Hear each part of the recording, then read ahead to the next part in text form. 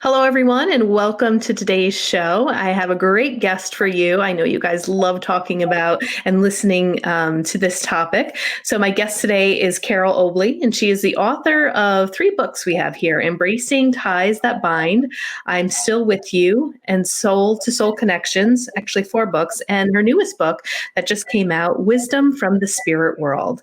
She's done over 10,000 readings for people, and she's communicated with souls who have crossed into the spirit world through thousands of private and group sessions. So, Carole, welcome to the Path 11 podcast. Hi, April. Thanks so much for having me. It's great to be here. Yes, very great to have you. And I know we're going to talk a little bit about the Akashic Records, the fact that you can do those readings. You're able to go into a person's file. You also have a term called soul map, which I would like to learn a little bit more about. But I'd also like to know how you came into the work that you're doing now. So maybe you can give us a little bit of background about your life and how you came onto your spiritual path, and then here you are communicating with souls that have crossed over. I'll give you the consolidated version of how I came to do this work. And actually, in my first 2 books, Embracing the Ties That Bind, and then I'm Still With You, True Stories of Healing Grief Through Spirit Communication, I lay out my whole kind of life bio. And so unlike some other mediums, I didn't come to do the work until I was a little bit older, in my mid to late 30s. And that came about through a catastrophe or a tragedy that I had, and that was a fire. And it burned me out of the business that I was doing at the time and put me squarely on this pathway. So I was born with a sensitive ability. And as a child, I was always aware of that. And, I've studied many, many years of astrology as well. So you can usually see those sorts of things if you look at an individual's natal or birth chart. And so, we all come in with certain predispositions or skills. And so I was born with a sensitivity to energy or to the spirit world, but I didn't develop it until much later in life. And I took a lot of training. I continue to learn and grow and evolve. You really can't rest on your laurels doing this sort of work. There's always a refinement that's going on as the conduit, as the vessel. So, a lot of training. You can have a skill, you can have a sensitivity. If you think of the analogy, perhaps, of an athlete, somebody can be born with athletic abilities, but, the person has to train and, have a lot of dedication to that pathway to make the Olympics or whatever, or to be a professional athlete. So it's kind of the same story with this sort of work with being a medium. Yeah, that's really refreshing to hear. I'm in my early 40s right now, and I just basically got a calling to start to work, I guess, more professionally into the world of mediumship. Like you, I've always had that sensitivity, came from a very intuitive family. I've had a lot of experiences with being an energy healer and having contact with souls who have crossed for my clients, but I've never really have done it or would ever call myself a medium. It's just if those messages were to come in during my sessions, I would deliver them, to my clients. And I more recently had a reading, and the medium had said to me, I think you're going to be doing this work, and I think it's really important that you take your spiritual path to this next journey. And this medium had saw this in me. Now, as an energy healer, there are certain students or people that come across my path, and you can see something in them, like you see that they have the potential to be this energy healer. So I'm kind of excited about that, because I know that many times other healers or maybe mediums, shamans, whatever, can recognize those skills and talents in others. So I kind of based a little bit of my trust of having somebody that does this work to see this within me and say, all right, well, I'll give it a try. If nothing else, it'll probably help to continue my intuition. And will I do the work? Will I not? I'm not sure. But I'm kind of happy to hear that you kind of did that a little bit in midlife, because that's what I'm about to venture into now. Yeah, I mean, everybody, each soul is where they're at. And that sounds kind of silly, but I had other karma, unfinished business to work out earlier in my life. And so I really feel and know intuitively that that's why I didn't come onto the pathway until a little bit later. And, this is a calling. It definitely is. It's a dedication to a life of service. And that doesn't mean that you're not going to earn money also doing it, because certainly, we have to be compensated for training, for time, for our skill. But there's also there's integrity and ethics involved in this field.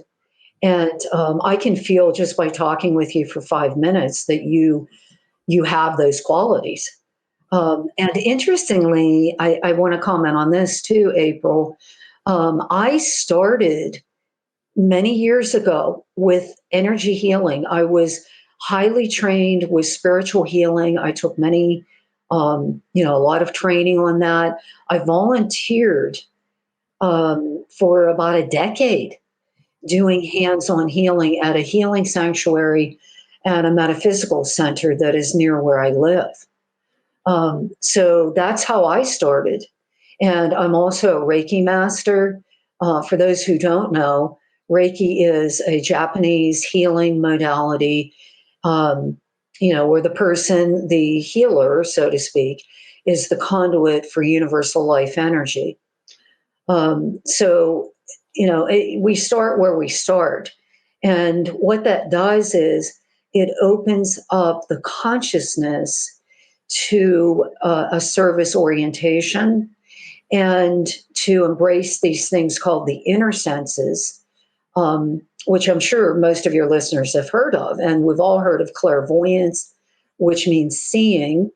Clairaudience is listening, and clairsentience, which are both emotions. For example, the spirit people might impress us with different emotions. It's also sensations within the physical body.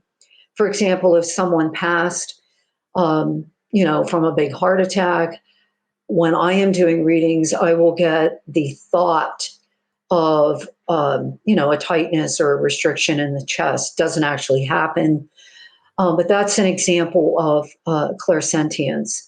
So those inner senses, every individual has. It's a matter of developing them, much like, when we lift weights in the physical body, that those muscles will develop. And, the more that we use them, the stronger they become. It's the same thing with the inner or psychic senses. Yeah. Interesting when you kind of talk about how you had some of this karma maybe to clear up. And like you said, we're all on our path. So maybe whenever the call comes, you answer it. But my mom had passed away in 2019. And I would say, that relationship with her probably was a very karmic relationship. And I could see how maybe my mom's passing needed to happen before all of me could maybe move into something like this, because it was so emotionally charged. And, she struggled with her own mental health issues and addiction issues. And, when you have a parent or a family member that is going through that, there's always this worry, this fear in the back of your head. When are you going to get the phone call? Are they okay? Are they alive? Have they passed? And it's been a year now. And, to not have that running in my energy system constantly. And now that she's passed in that peace, I feel, again, I can't put my finger on it, but there's this sense and this intuition that there is something more that's ready to open up for my life, which is interesting too. As you say, like we kind of have to work through a lot of these things things, and then, different things can develop on our spiritual path. So that's what came to mind when you had said that you had to work through some of that stuff before entering into this field. Yes, we as a conduit, you have to clear your own field in order to be a clear channel Yeah. for spiritual energies. And that's why for years and years and years, I'm going on 3 decades of giving readings. I've probably done well over 11,000. I think I have to constantly update my bio because I'm constantly working and giving readings. However, there is a world of difference between when I first started and now. And a lot of that has to do with clearing out my own stuff, meditation, which is essential to going above the rational mind. You will never hear spirit in your rational mind.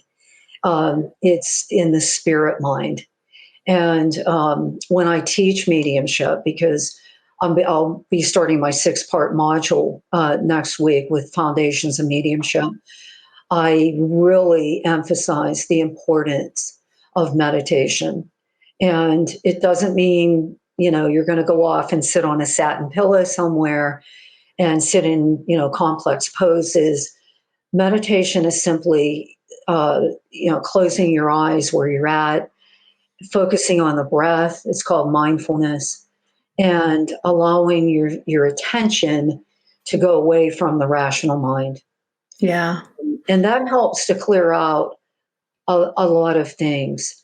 I have a sense with you, if I may, that was, yes, absolutely, a very strong karmic relationship with your own mom.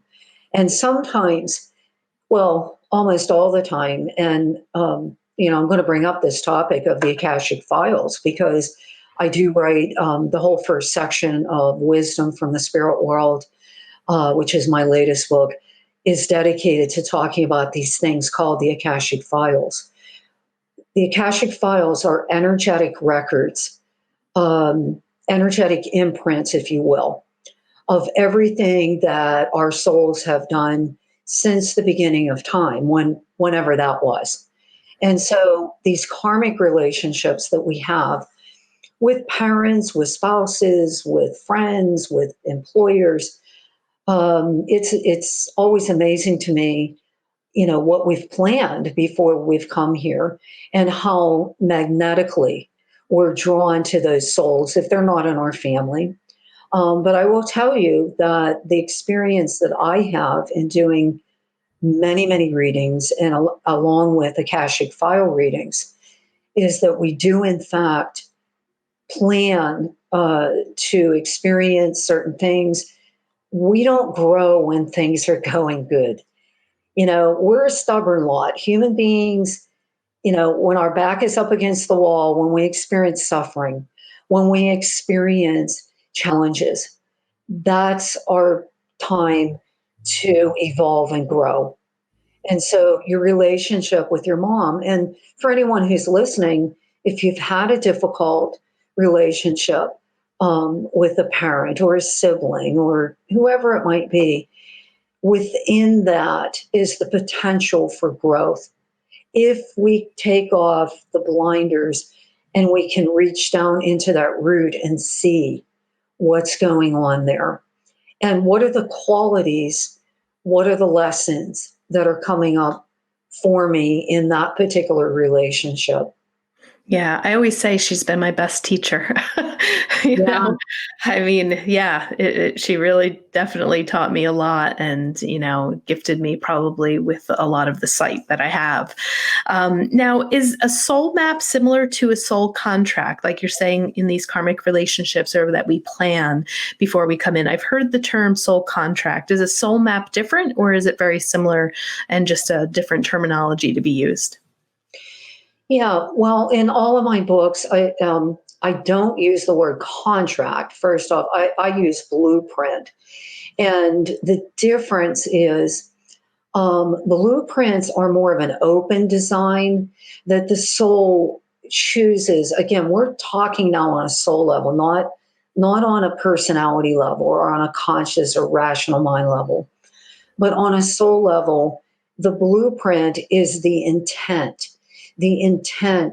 that the soul makes prior to being born as a little infant.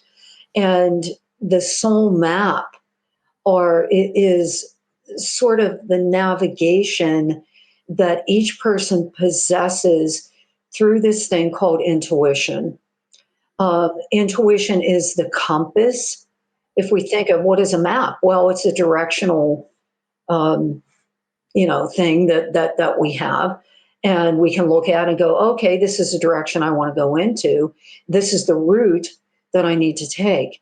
So I write about soul maps in Wisdom from the Spirit World, so that people can really understand that they have within them the potential through their own spirit-given gift of intuition to feel and to inherently know the direction that they need to be traveling to eliminate suffering, to transcend karma, to heal and balance, and to grow. That's the only reason we come here to begin with, is to allow more of that light. We all hear and talk about the light. What is the light? It's the core that is inside of this physical vehicle, and that is the spark of the divine. The soul map helps us to navigate closer to that light. Now, when I think of a map, and this kind of, I've asked a couple of people this question before too. It's kind of like, is our life predestined, but we have some wiggle room to get to the destination on the map?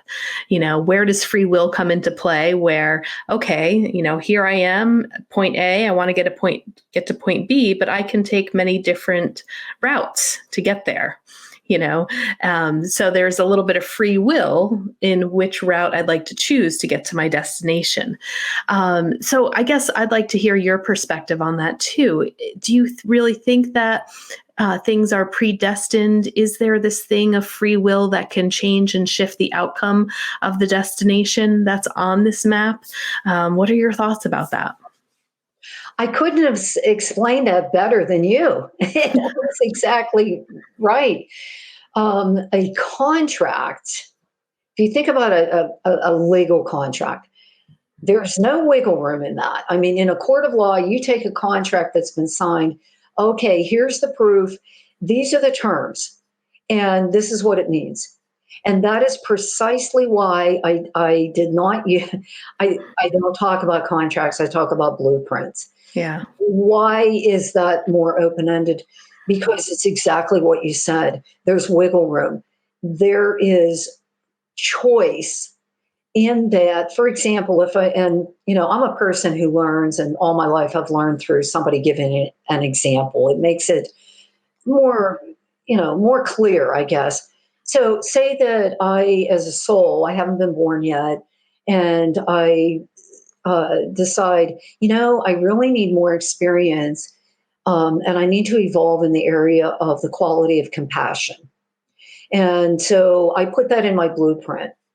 And so I'm born, and as I continue to grow up, I'm presented with options as far as compassion. Now, I could have been born into a family, perhaps, that showed me absolutely no compassion. A parent who was abusive, addiction. These are patterns, and I've written about these in Wisdom from the Spirit World. So I could meet that part of my blueprint by being born into and choosing on a soul level that type of environment and that type of parental line or ancestral line to be born into. On the other hand, I could choose to be born into a wonderful family kind of like, I'm probably dating myself with this, but the Beaver Cleavers, which was an old sitcom, of, mom and dad are both there, and, the children are loved, and I'm honored, and, all of this.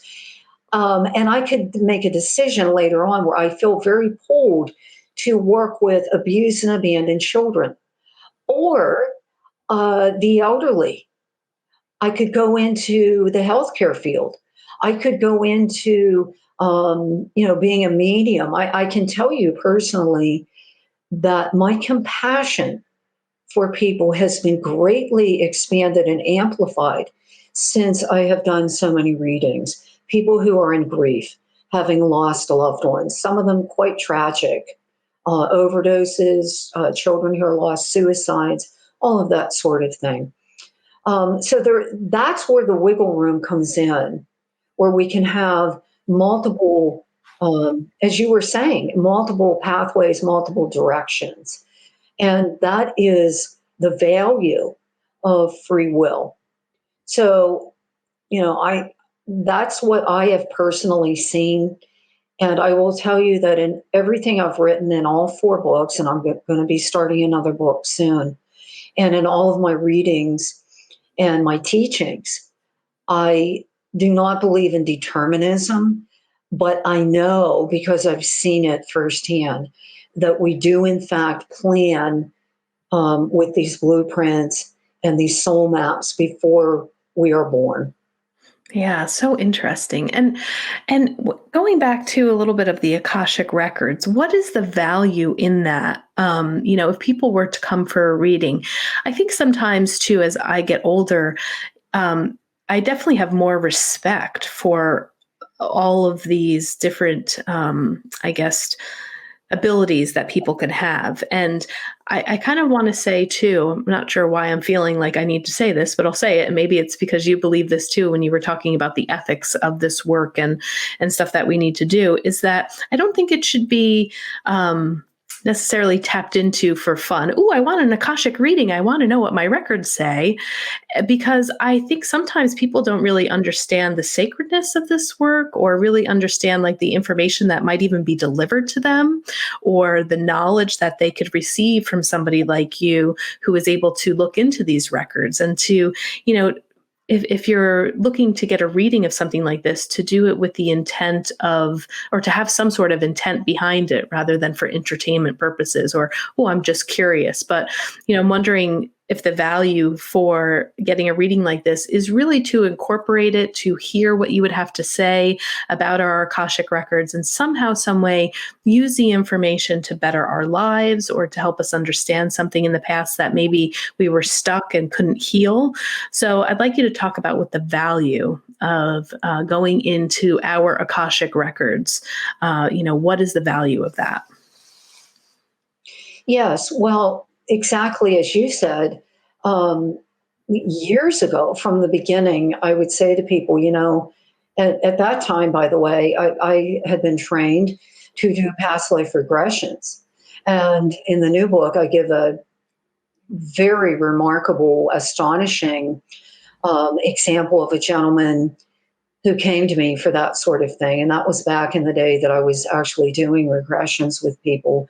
Now, what I do are simply, tuning in, reading their Akashic file and helping them in that way. In any event, the value is for healing. You're exactly right. It shouldn't be, I think I might have been Cleopatra in a past life, or, I was a king or a queen or whoever it might have been. The fact is, most of us were not well known. We weren't extraordinary, famous people. We might have been peasants. We might have been just, everyday people. So the value is really to look at the core themes that are coming through, because most of the time, if those haven't been balanced or healed in previous lifetimes through service or through the meeting of karma with, sort of the opposite, of the action that we did. And by the way, that's what karma means. It's cause and effect. That's all that it is. It can be positive, negative, neutral. It simply means every action has an equal reaction to it. The value is for healing and to go beyond these patterns, to go beyond these, pardon me, cyclical um, patterns that continually come up, and we find ourselves engaging in some sort of self-sabotage with those sorts of patterns. And we think, doggone it, why can't I get beyond this? I know that I've struggled with that, and I did a lot of sessions with some other healing modalities to get beyond that. I don't think we wouldn't be here if we, had it all figured out. We're all working towards that. This is another tool in the toolbox for people who are open to it, for people who are interested in getting down into the core, because dealing with energy and recognizing energy is sort of a shortcut beyond the rational mind. And, we can do 20 years of talk therapy, or we can do sessions that deal heavily with energy. And I have found in my experience that bypassing the conscious mind, which usually puts up some kind of resistance or denial, or fabrication in some cases, is a lot quicker and much more effective than, doing things in which we're going through our mind. Yeah, you brought up like two key words, core themes. And as you were talking about that, and I think about individuals that come to see me, there really are patterns and themes that seem to constantly show up in their life that they're working on. One of the ones that I see a lot of, because I specialize in working with people with anxiety, post-traumatic stress, and depression, but a lot of people on this planet tend to be seeking self-love, or really struggling with loving themselves, taking care of themselves, getting back to themselves, knowing who they are.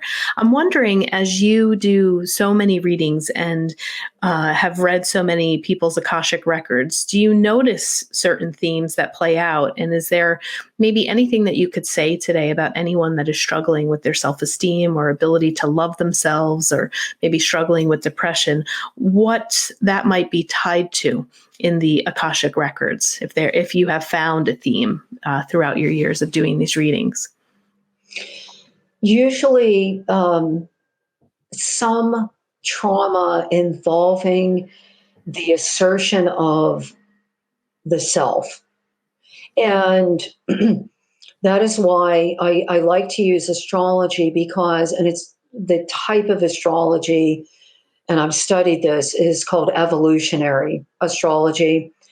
And it deals with certain points and two planets. And I won't go into details with them because we have limited time here. But by looking at the chart, and it's important to have the exact moment of birth because it's going to be much more accurate. By looking at trauma markers in the chart, one can see there's that theme that is there, and it may have played out in multiple lifetimes. There's an evolutionary axis, it's called, in the chart, and these things called the lunar nodes.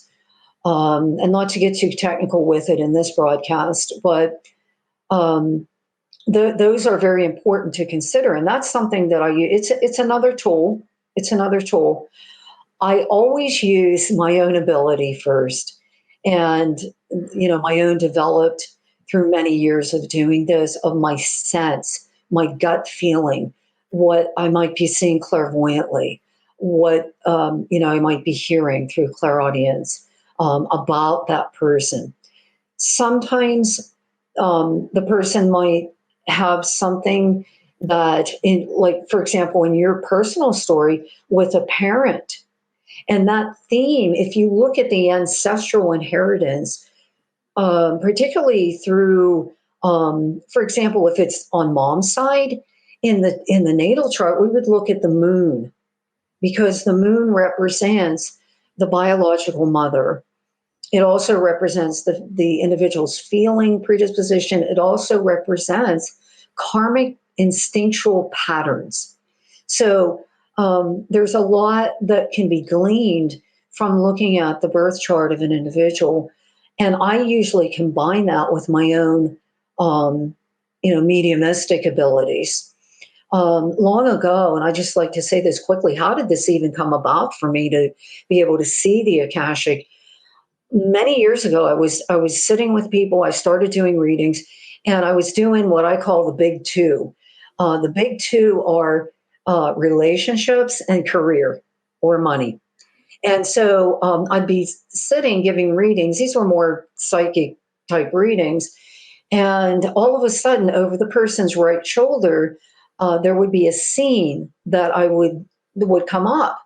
And, so finally I started describing these to the sitter or the receiver of the reading.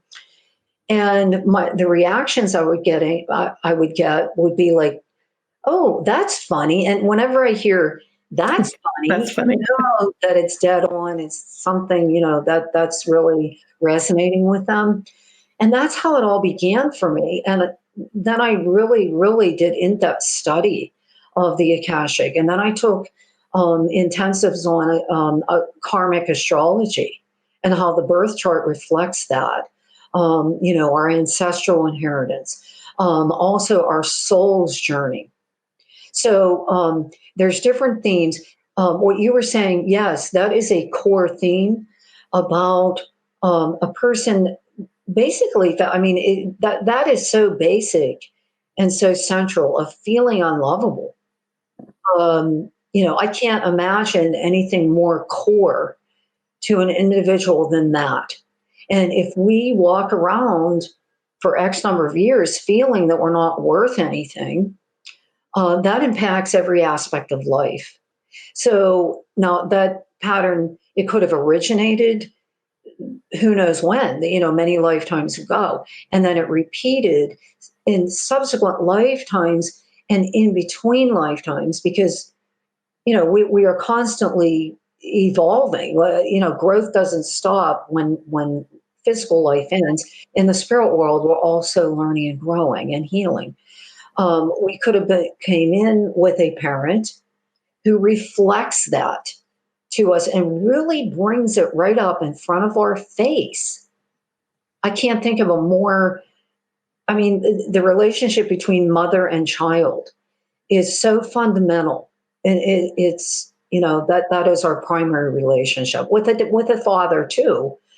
But we think, gee, if mom didn't love me, some people go, my mom never loved me. And so they find that pattern comes up in adult relationships and marriages. They might start using chemicals. They might self-sabotage. They're afraid of success. They fear failure. There's many ways that the symptoms can come out. It really does pay off in a big way if you have a fundamental issue like that has really been troubling you. Yeah. People can't put their finger on it. They're like, I don't know why. Right. I just feel this. And my mom never validated me. My mom was never there. My mom was narcissistic. Whatever you want to put in the blank. Mm-hmm. So sometimes oftentimes it originates with us in previous incarnations, but it's then consolidated. So it's highly intense. And what do we know about intensity? Well, usually we have to face that. There's not an escape from it. We need to deal with it. Yeah, so it sounds like your readings, you really pack in a lot of different things. It's not just connecting with the spirit world. I mean, you have an element of astrology, your own intuition, psychic ability, the Akashic records, and then the ability to connect. Wonderful. Yeah, absolutely. I have spent many, many, many years studying, and anyone in this field who is worth their salt will tell you that you can't rest on your laurels. You got to keep going. And plus, it's not about me.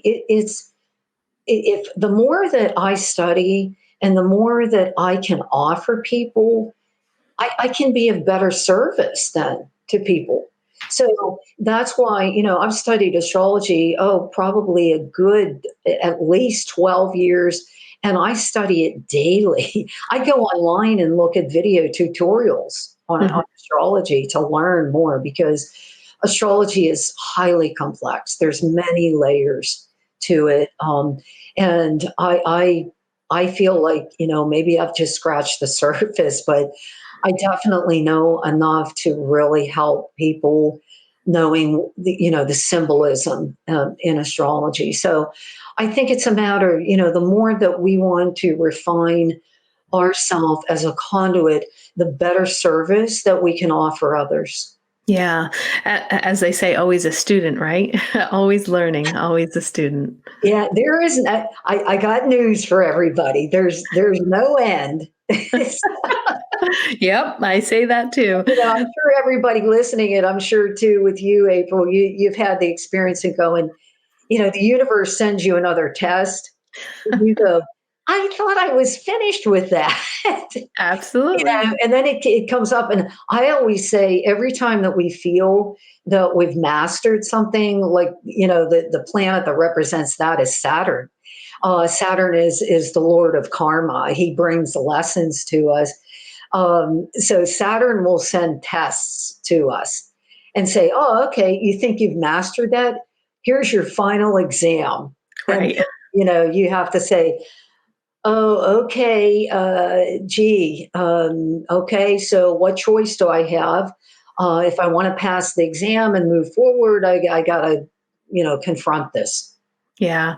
Yeah. I remember going to one of my healers one year and the same thing came up. And I said, I am so done talking about this. I thought this was done. And she was like, oh, honey, it never ends. It was just like, it was another layer to go deeper to heal. So, Yes. yeah, I would agree with you. I'd like to know too, maybe with my final question, um, because, in my experience too, in the work that I'm doing, I feel like spirit is such a teacher. Like I'm constantly learning. And I would love to know in your journey, what has spirit and maybe connecting with those who are past and transitioned out of the physical body. What's some of the learning that you have taken with you? What has spirit taught you? Some of the grand things that. Well, in Wisdom from the Spirit World, the new book, there are um, basically 10 lessons.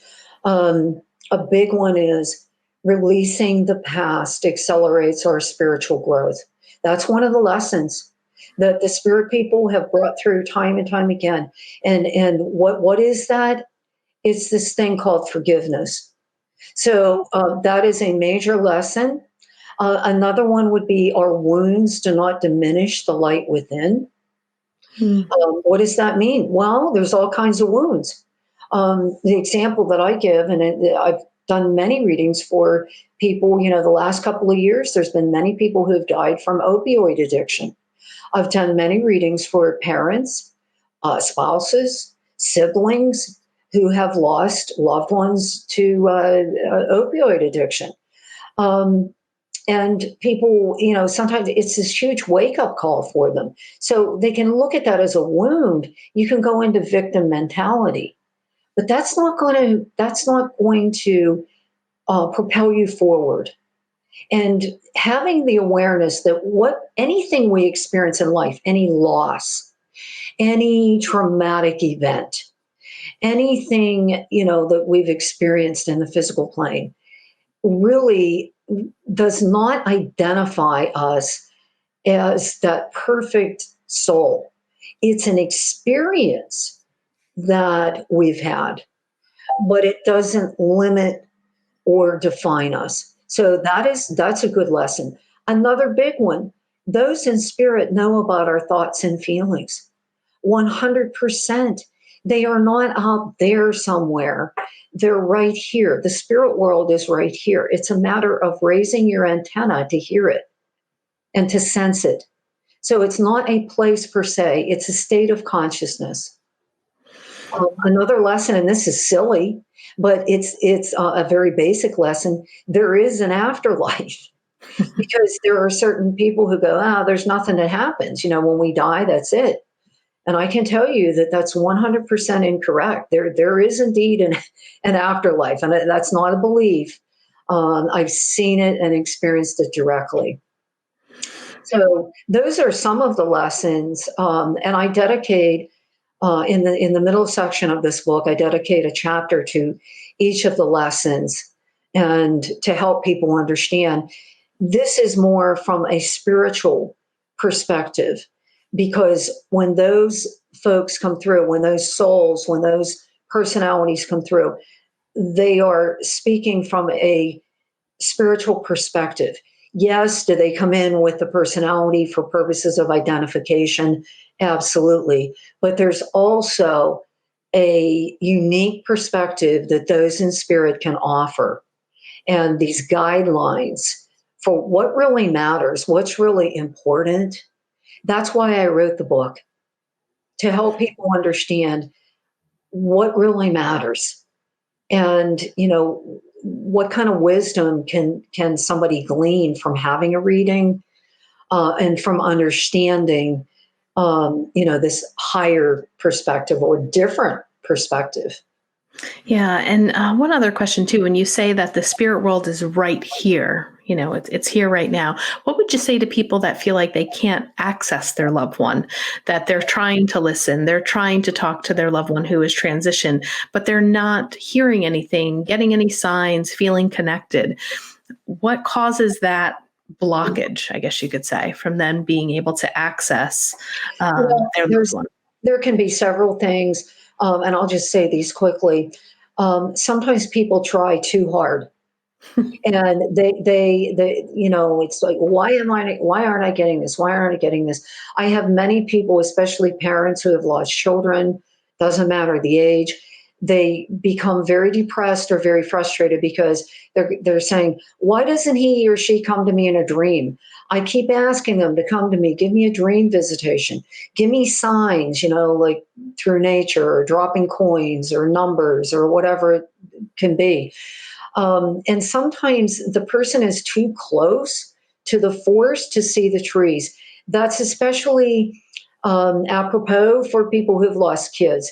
There is a very intense connection, particularly between mother and child. And sometimes the emotions, grief is a relatively dense emotion, and it can actually prevent the connection from happening. That's not a criticism, by the way, it's just the nature of energy. Mhm. Sometimes people are not recognizing these signs. They're expecting, like, I don't know, a full body manifestation of Right. the person. I can tell you that's very, very rare. It comes through the inner senses, it comes through thoughts and feelings. That's how spirit communicates with us, through promptings, through urgings, through synchronicity, meaningful coincidence. So there can be a number of reasons why that happens. But if you really want to sharpen your ability to connect, you have to get still. And again, that doesn't mean doing complex, hours and hours of meditation.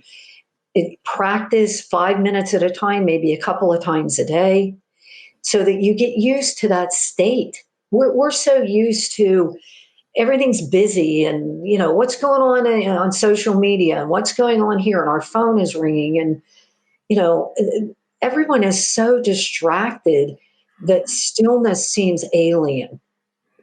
And so we have to, you kind of have to turn that off and go into the stillness in order to be able to connect. Yeah, wonderful. I say you're a natural born teacher. You make things so easy to understand and you explain them just so crisp and clear. So love the Thank fact you. that you're teaching modules and things like that. I'd love for you to let our audience know where they can reach you if they would like to receive a reading or maybe take some of your classes. So where's the best way to find you? Well, two places. My website, Soul Visions, and that is plural, visions.net, soulvisions.net. And if I may mention my professional Facebook page, it's facebook.com/soul medium, the word soul, SOUL, plus the word medium. So either of those. And I'm doing a lot of online teaching. I will be offering a expert tarot workshop in March, and there'll be other things coming after that too. Those are under webinars Okay. on my website. Ooh, fun, fun. That sounds great.